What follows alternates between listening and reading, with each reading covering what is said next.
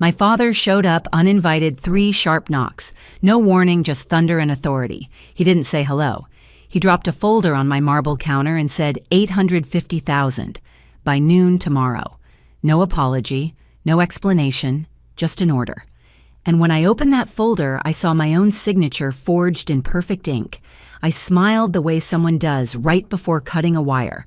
Because that night, I stopped being the family's solution and started becoming their consequence. What happened after still keeps me up sometimes. Before I tell you everything hit like and tell me, have you ever been the one who finally said enough? People like to say family is everything. But in my house, family was a currency, and I was the bank.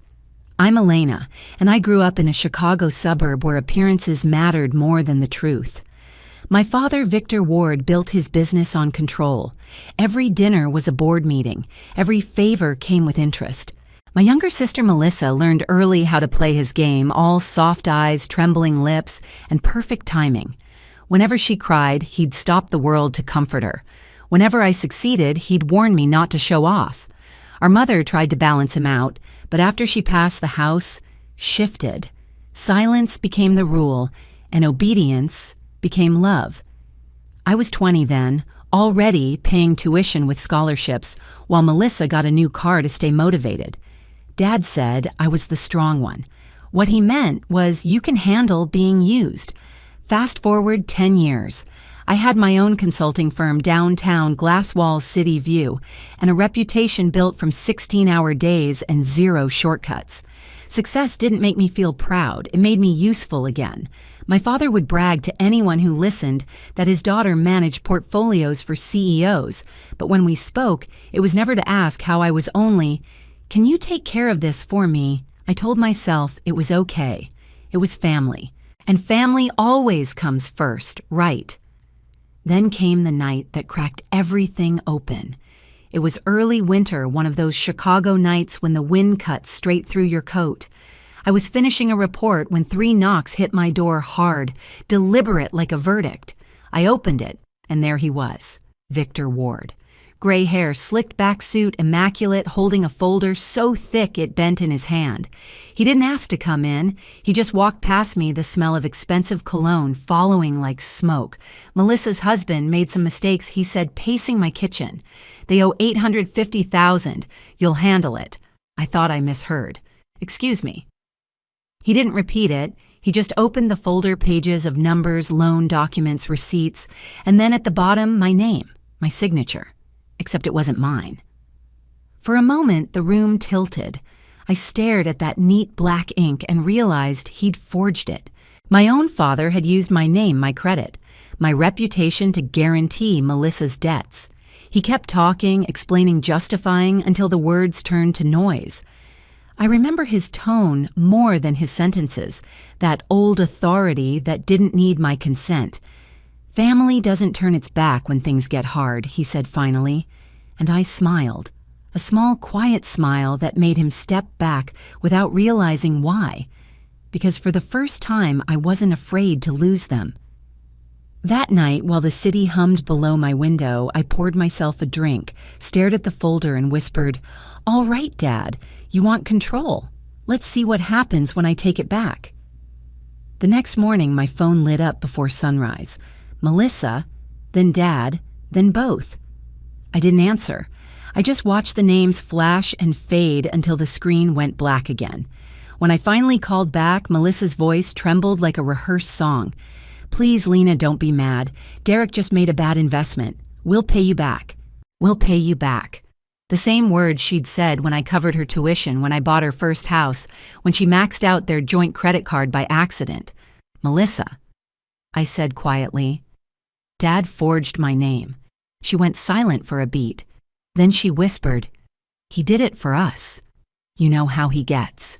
That sentence stuck to my skin like oil. You know how he gets. As if manipulation were a personality trait, not a choice. By afternoon, Dad showed up again, this time at my office. The receptionist looked terrified as he marched in. Coat unbuttoned, tie, loosened, pretending he owned the place. 850 by noon, he said, like we were in a boardroom. Those people aren't patient. I looked around at my staff, pretending not to listen. My face burned. "You don't get to threaten me here," I said. He smirked. "You've got the money, Elena. Don't make me remind you who raised you." That was the moment something shifted. The humiliation, the control, the lifelong conditioning, all of it condensed into one sharp, steady breath. I wasn't angry yet. Anger comes later. I was awake. After he left, I sat alone in my office. Lights dimmed the city outside, wrapped in fog. I thought about every time I'd saved them, every check I'd written, every thank you that really meant "you owe us more." And suddenly, the guilt I'd carried for years cracked open. Beneath it was something colder clarity. That night, I drove to my mother's old house, the one Dad kept locked but never sold. The key still worked. Dust floated in the flashlight beam as I walked through rooms that once smelled like cinnamon and Sunday dinners. On her desk sat a small wooden box. Inside were her journals, her handwriting neat and certain. Kindness without boundaries becomes servitude. I closed the lid and smiled. By the time I stepped back into the cold, the plan had already started forming, precise, deliberate, inevitable. The next 48 hours moved like a storm that only I could hear. Outwardly, I was calm, answering emails, drinking coffee, showing up at meetings. Inside, every word my father had ever used as a weapon replayed in perfect clarity. Family comes first. Don't embarrass us. You're the strong one. It all sounded like a single command obey. Not this time. That night, I called Claire Nguyen, my attorney, and the one person who knew what my silence really meant. "I need to lock everything down," I told her. She didn't ask why. She just said, "Quiet or public quiet," I replied. "For now." Within an hour, the firewall went up. Every trust account and property Dad had linked to my name was frozen. I revoked his signatory rights from the family foundation he'd attached to my Social Security number for convenience. The word tasted bitter now. While the documents processed, I started building my own. I scanned receipts, tuition, wedding costs, mortgage payments, transfers labeled temporary help, each one proof that I'd been financing their comfort for years. I didn't realize until then how thick the pile would be. Claire called again near midnight. "You're sure about this? Once it's done, there's no going back." "I'm already gone," I said. The next morning, I packed a plain cardboard box. Inside, copies of every wire transfer, property, deed, and loan note. On top, a printed message. "You taught me control, Dad, but control without honesty is manipulation. This isn't revenge, it's accountability." When I sealed the box, the sound of tape cutting through air felt like punctuation at the end of a long sentence.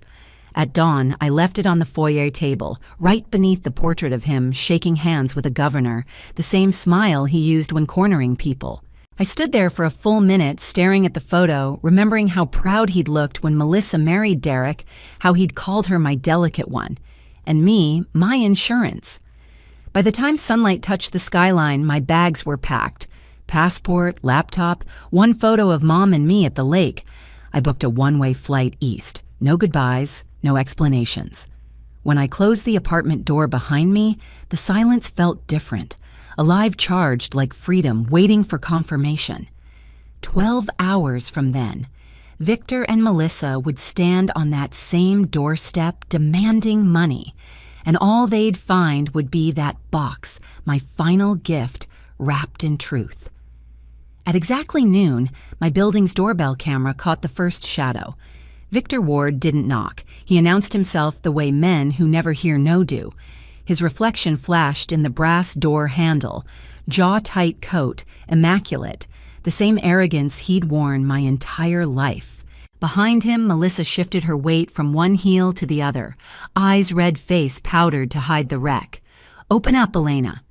His voice cracked through the intercom. We had an agreement. He pounded the door again. The camera picked up every echo, every vibration against the silence I'd left behind. Then he saw it, the plain brown box sitting neatly on the marble floor inside, visible through the glass panel. My handwriting clean and even stretched across the top, Victor Ward. Melissa leaned forward. "What's that?" He frowned. "Probably a note." "She's being dramatic." He tried the handle locked, of course. Then, like control itself demanded submission, he pulled a small metal tool from his pocket. My father had always believed every door would open for him eventually. When he stepped inside, the camera blinked red. He set the folder he'd brought his copy of the debt on the counter beside the box. Then he tore the tape open. Papers spilled out like confession. Wire transfers, signed checks, copies of every payment I'd ever made on their behalf. The deeds to Melissa's house and Derek's failed business, all under my LLC. A printed email trail between him and a broker approving a forged signature mine. "What the hell is this?" he muttered, flipping pages faster. Melissa hovered behind him. Is she suing us?" He ignored her. His fingers trembled. The man who built empires on intimidation was finally holding proof of his own collapse. Then he found the USB drive. Small, silver, marked with a single word, "Listen." He plugged it into the small Bluetooth speaker on my counter, the same one he'd once called a waste of money. My voice filled the room low and steady. "You taught me that family comes first, but you also taught me how to lie, how to control, how to take. What's inside this box isn't revenge, Dad. It's the truth. You called it family. I called it debt. Now we're even." A pause. Then the faint sound of waves recorded from the main shoreline I was watching that very moment. Melissa covered her mouth. She recorded this. He didn't answer. His eyes were fixed on the last photo sitting on top of the documents, the three of us at my college graduation, his arm around Melissa, his hand resting on her shoulder. I stood on the edge of the frame, cropped by someone who thought symmetry mattered more than daughters. He reached for the note beneath it, my handwriting again. "If you ever loved me for who I am, not for what I can fix, you'll stop knocking on my door and start looking in a mirror." His mouth opened, but no sound came out. He sank into one of my bar stools, the leather creaking beneath the weight of everything he'd built. Melissa whispered, "Dad, what do we do?" He whispered back, "We lost her." For once there was no command, no instruction, just defeat. Across the country, I sat on the porch of a small cottage overlooking the Atlantic. My laptop buzzed with notifications from Claire. Each message was surgical, clean trust secured, power of attorney revoked, Ward Holdings audit approved. I watched the tide climb the rocks and thought of him staring at that box, of Melissa's eyes wide with the realization that the family hierarchy had flipped, and I was no longer holding the safety net. By evening, the ripple hit the surface. Ward Holdings board called an emergency meeting. The bank demanded verification on a series of unauthorized accounts. By nightfall, every dollar my father had hidden beneath my name was frozen. The next morning, my phone, a new number, buzzed with messages from Claire. Victor Ward resigned. Board replaced him with interim CEO. Melissa called crying, said Derek disappeared. "Do you want me to respond?" I typed back, "No."